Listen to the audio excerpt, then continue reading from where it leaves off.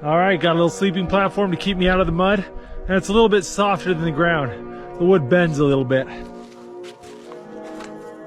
Got this just in case it starts to snow really bad tonight. I can throw my blanket over the top and use it like a tarp. Well, I think my beans are about done, and I've worked up quite an appetite, so I think it's time to make some dinner.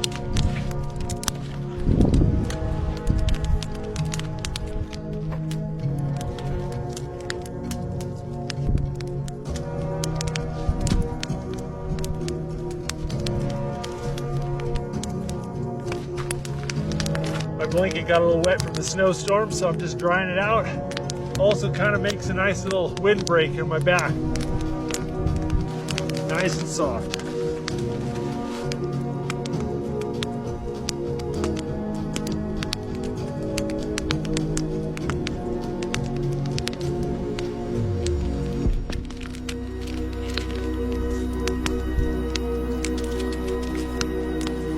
Add a little pepper.